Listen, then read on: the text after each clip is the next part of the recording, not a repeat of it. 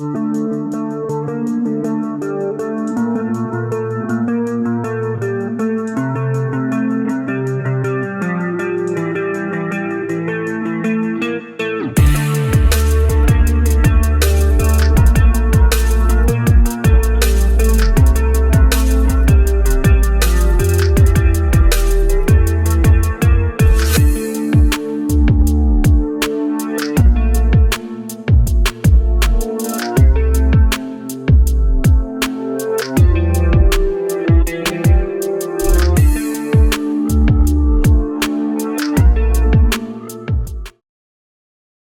now, the story as it actually happened.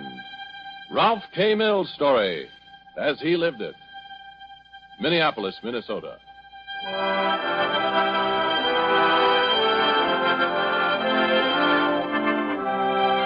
Your name, Ralph K. Mills. Your paper, the Minneapolis Morning Tribune. Your beat, well, that's your particular squawk this particular night of April 29th. Because you're supposed to be working out of the city room, and instead, you're on substitute duty down at police headquarters. You thought you'd graduated from there long ago. But no, here you are, back in the cops and robbers department. As for your big story, well, you don't know it, but there's one cooking. It starts way back before you even joined the paper, like this.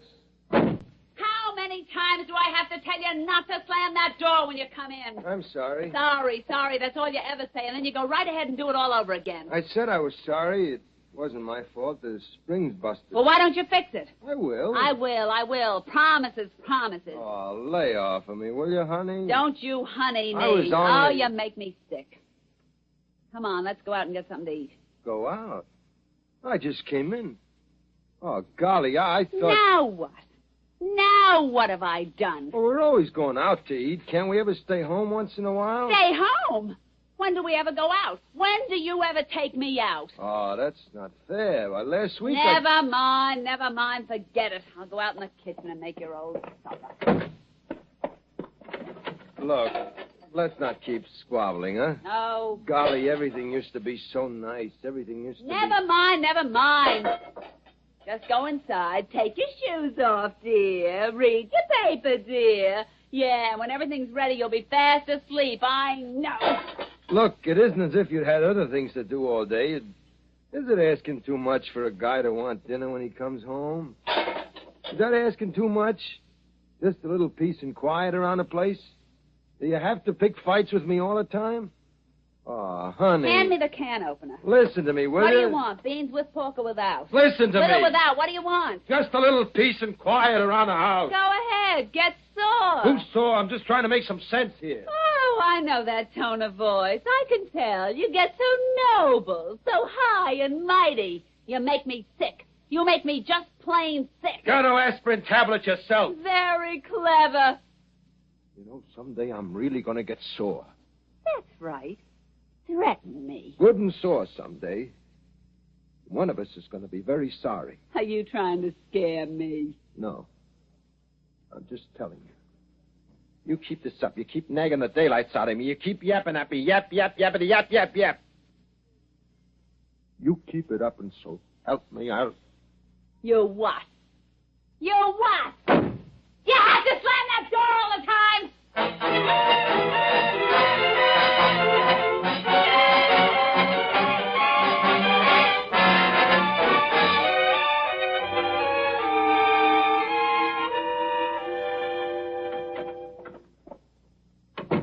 Honey, you home?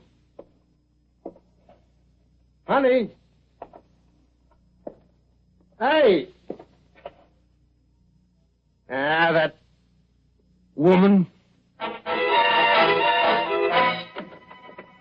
Bartender, my wife's been in here tonight? Yeah, here and gone, friend. Here and gone. Nuts. For the last time, you coming home with me? For the last time, no. Okay. Don't bother coming home. Ever.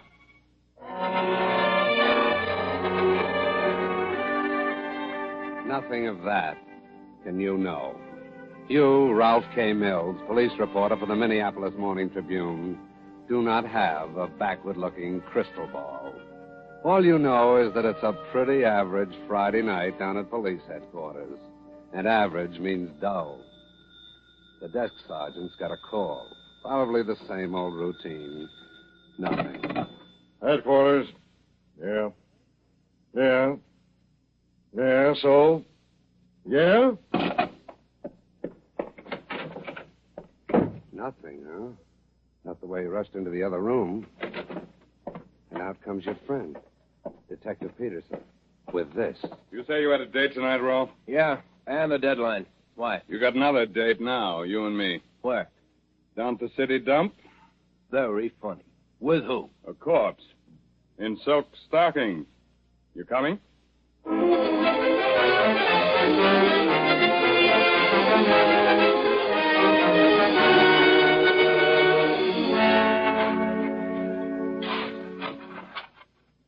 Hold the shoveling. That does it. What a beating she took. Yeah. Any idea who she is, Peterson? No identifying marks, labels, torn off the clothes. Uh-huh. Safe and calling it murder? Sure. Say, Doctor. Yes? Can you add anything? Can you give me anything more on the cause of death, beyond the beating, that is? Yes. What's that, sir? This woman has dirt in her mouth and in her throat. Yes, proving she was alive when she was put here. Buried alive. Where's the nearest phone? I've got to call the paper.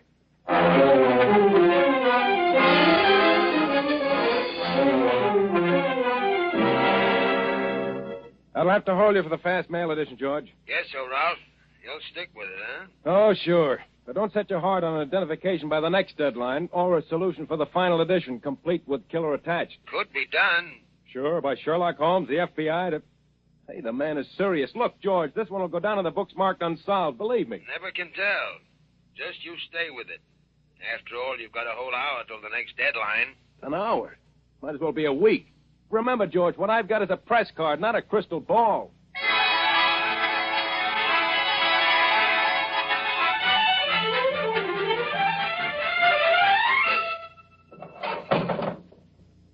Well, Sarge, I've gone through all the files. What have I found? Nothing. Did you try the Rogues Gallery, Mills? Back to the year one. No soap. Petty crimes, no soap. How about missing person? Oh, nothing there either. Oh, except this. Huh? You think this picture looks like the dead one? No. Neither did I much. Oh, what do they want from a guy? Miracles? They sit in an office downtown and... Hey, what time is it? 1:45. Oh, 15 minutes till the page closes. What have I got? Twice what I phoned in. Twice nothing. Hey, who's the woman just came in with Peterson? I don't know. I think I'll see what goes on. Right this way, lady. Won't take long. What's the story, Peterson? It looks like identification, Rolf. She saw your story in the paper and told the cop on the beach she thought you knew the woman. Who is she? Neighbor. Mrs. Stiles, what was that woman's name again? Mrs. Cressley. Mrs. Sadie Cressley. What makes you think the murdered woman is your neighbor, ma'am? Oh, I don't know. I just have a feeling. She hasn't been home for days. Neither has her husband. They had a fight. They were always fighting. I see. Right here, Miss Stiles. This door. Oh. A word from you is all we need. Are you all right? Yes. Yes. Well, this way, please.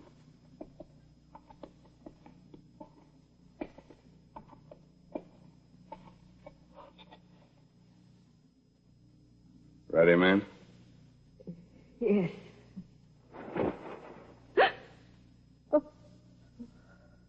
Is that your neighbor? Mrs. Cressley? Well, Take your time. Be sure. Yes? Look. Oh, her face. She's so... No, I mean, yes. Please. Mrs. Stiles. Yes. Yes, that's her.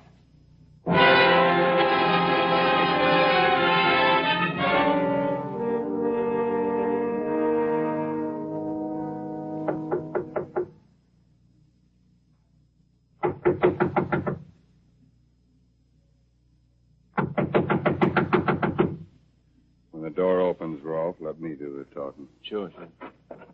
Peterson from police headquarters. Does a Mr. Cressley live here? Yes? Is he home? Not right now. Expect him back? Why, yes. Would you like to come in and wait? Yes. Who are you? Me? Yes. Why, I'm Mrs. Cressley, his wife.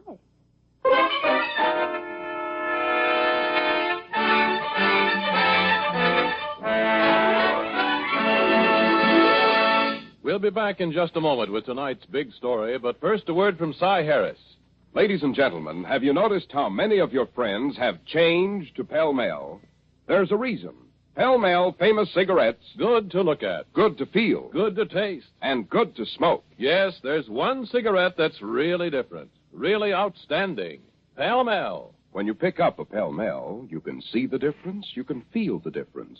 And when you smoke a Pell Mell, you can taste the difference. For Pall Mall's greater length of traditionally fine, mellow tobaccos filters the smoke of this longer, finer cigarette. Gives you that smoothness, mildness, and satisfaction no other cigarette offers you.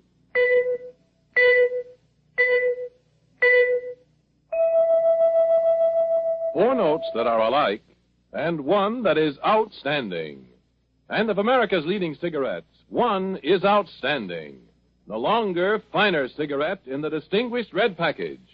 Pall Mall famous cigarettes. Outstanding. And they are mild.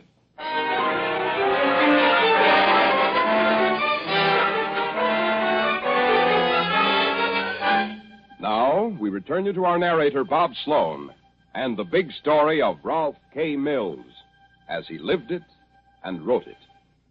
A fine thing.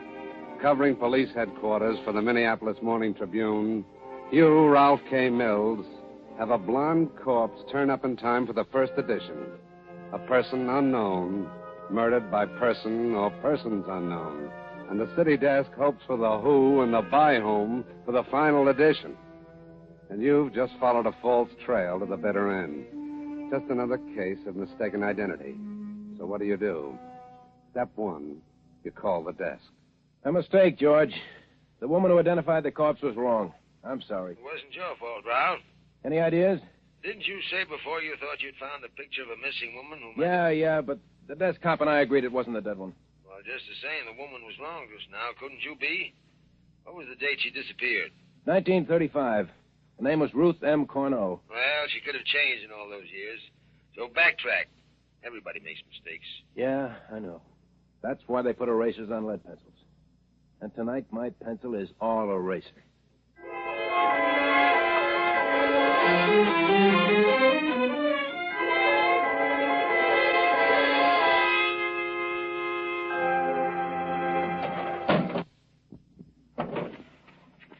Blackstone, Collins, Compton, Copley, Corneau. Ruth M. Corneau, reported missing by husband. Talking to yourself, Rolf? I don't know. Look, Sarge, this Corneau woman we tossed out of the running before. Anything else on her? Charges, complaints? Corneau? Let's see. Yeah. Here it is. Corneau. Oh, no. This is a man. Peter Corneau. Go on. Arrested on complaint of his wife, Ruth M. That's the one. For what? What for? You're going to love this, Rolf. Assault.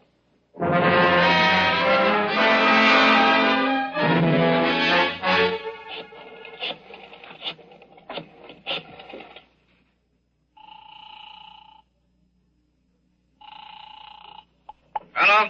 Joe Lopez? Yes, sir. Mr. Lopez, this is Rolf Mills down at headquarters.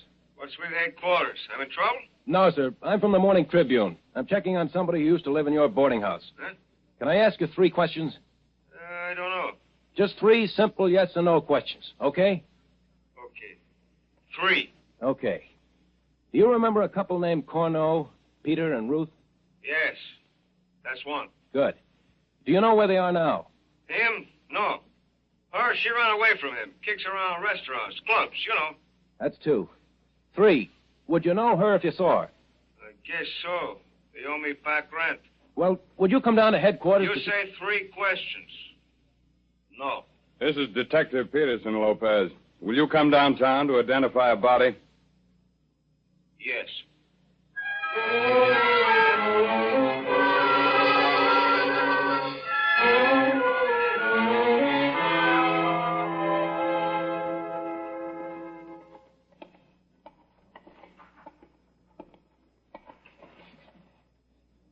All right, Mr. Lopez.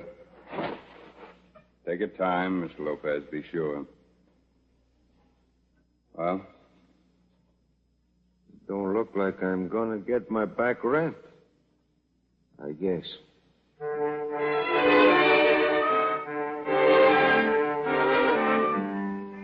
For the identification, you say goodbye to Detective Peterson until later. You make the 11:30 edition by a replayed and a whisker. The murdered woman is Ruth M. Cornell, and it's definitely established that she is separated from her husband under conditions of mutual dislike, to put it mildly. And so, you have the victim, the motive, and the problem of finding suspect number one, the husband. Then on your own, you start checking all over town. But while you walk the jukebox and neon trail, the husband is being questioned down in Florida. Private First Class Peter Cano reporting to Captain Carroll as directed. That is Cornell. You're a Minneapolis boy, Private? Yes, sir. Ever in trouble with the police? Nothing serious, sir. I'm instructed by Detective Peterson of the Minneapolis Police to tell you that anything you tell me may be held against you. He just called me. I see, sir. You married, Cornell? Separated, sir. Sir, Later. Where were you last night? On pass, sir. I reported duty at Reveille today. Where'd you go? Fishing, sir. Can you prove it? And then I was with Ken. Sir? You didn't leave the state of Florida? On an overnight pass. Sir? All right. You say you're separated from your wife? Yes, sir. Prepare yourself for a shot. Last night she was murdered. I see. I just figured somebody... What's that, man? I said I knew somebody would someday. You want another pass? Excuse me, sir? I said, do you want me to write you a 3-day pass for her funeral? No. No, thanks, sir.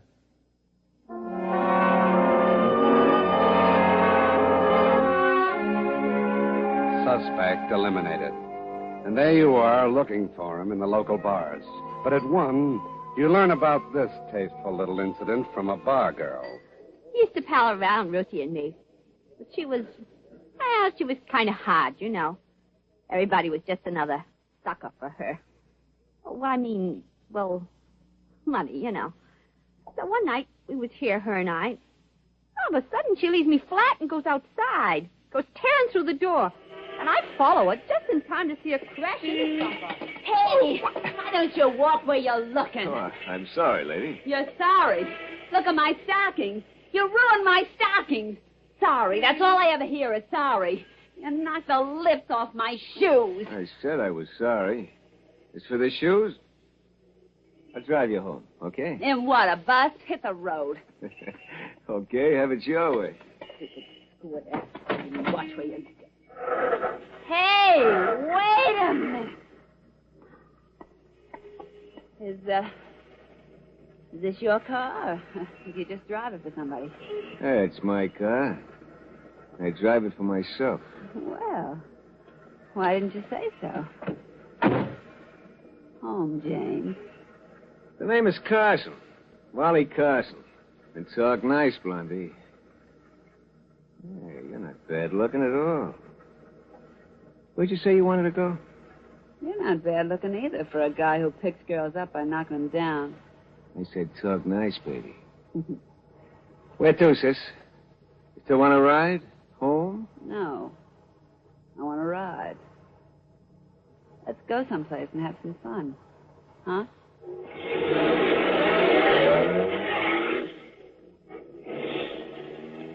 While the bar girl's telling this, you check your watch. A half hour to final deadline. You're coming closer. Very close. All you need now is... What'd you say the name of that pickup guy was? Wally Carson. She went with him steady after that. Thanks. Thanks a lot. I'm going to try another bar, but here, buy yourself a drink with something in it to drink for a change.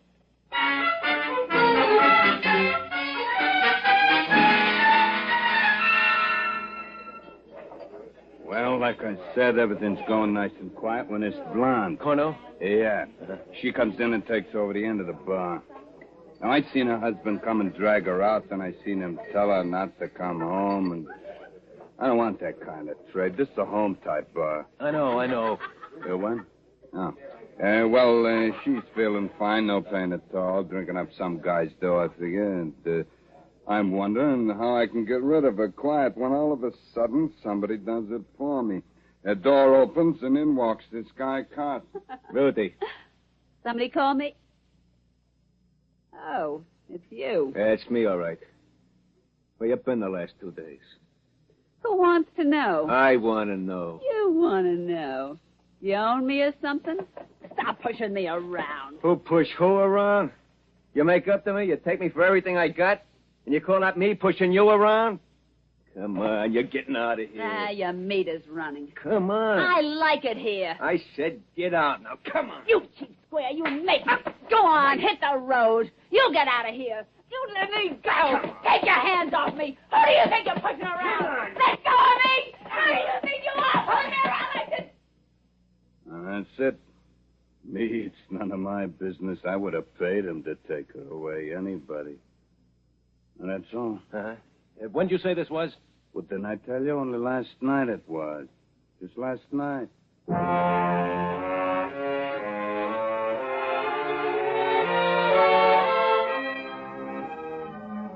That is it.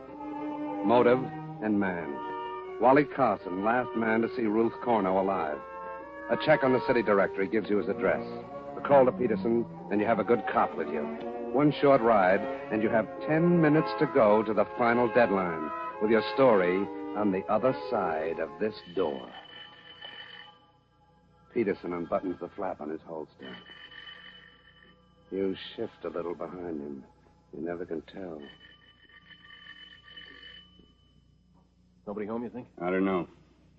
Here, take the gun. Cover me. Stand back. I'll force the door.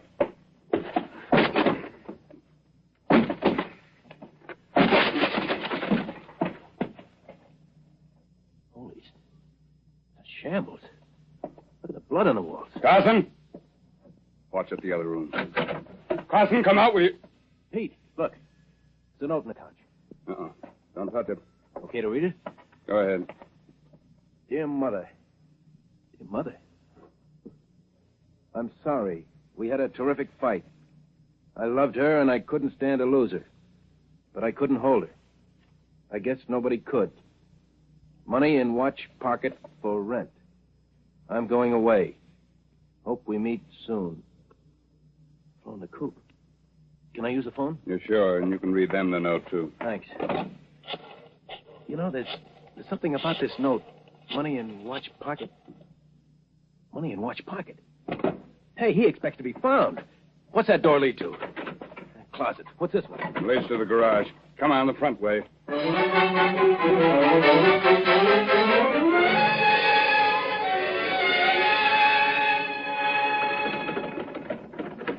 Locked. From the inside.